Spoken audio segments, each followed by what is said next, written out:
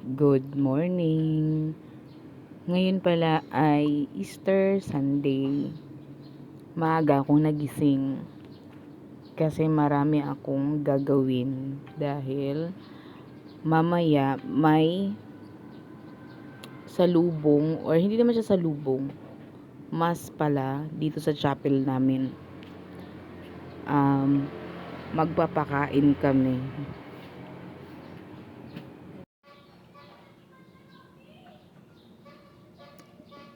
Gagawa tayo ngayon ng galapong.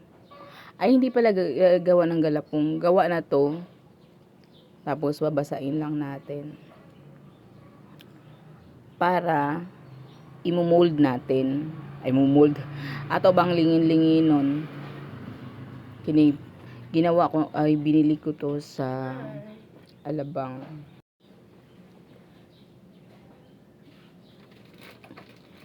Nilagyan ko ng kulay violet yung tubig para magiging ube yung malagkit.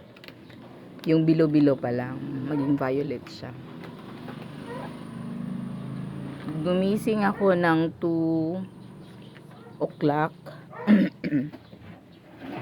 kasi may pinakuluan ko na yung karne kasi araw din ng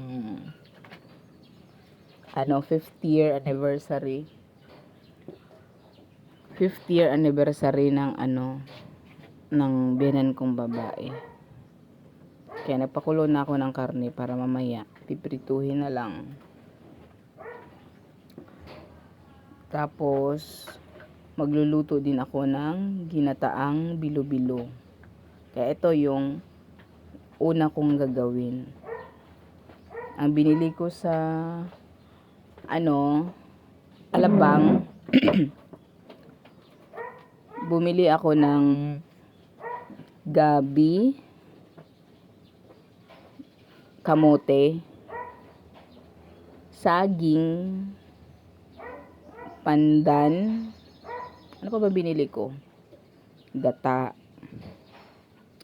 Plus yung sagong maliliit. Hindi ko pala na video yun. Tapos sagong maliliit ako na nagluto kasi baka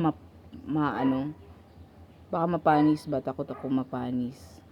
Ay, hindi naman mapanis kasi yung sagong maliliit kasi nag-a-absorb yun ng tubig. Yung kahit may tubig siya.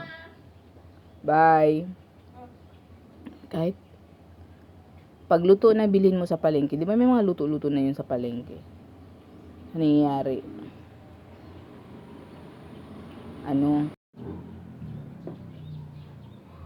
Pagluto na kasi siya, kinabukasan ko pa lulutuin.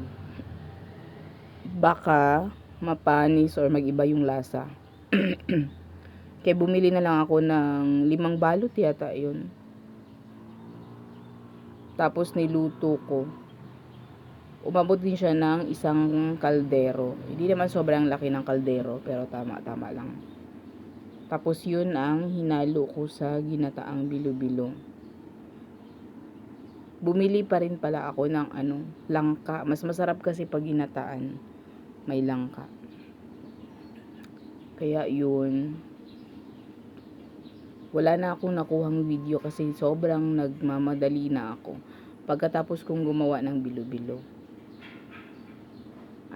Umalis ako, kami pala.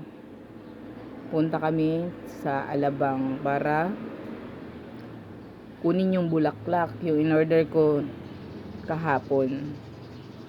Yung para doon sa sementeryo. Tapos doon na rin ako bumili ng miso para sa sinigang. Sinigang na salmon. Ang ulam lang pala namin para mamayang tanghali ay salmon na sinigang sa miso plus yung pritong karne.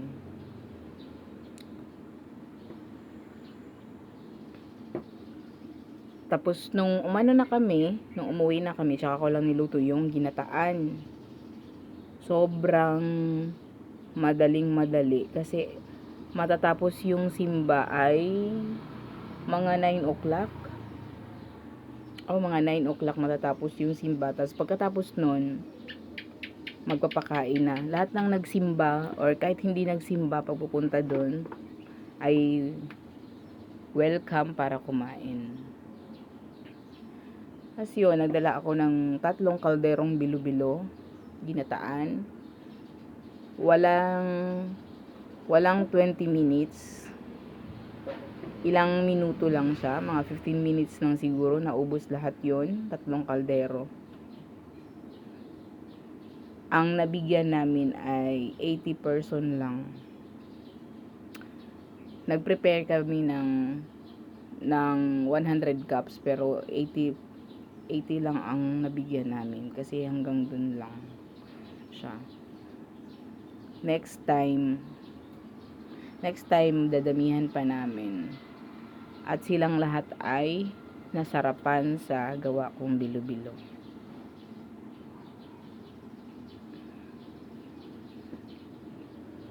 Tapos, yun lang. Happy Easter sa ating lahat.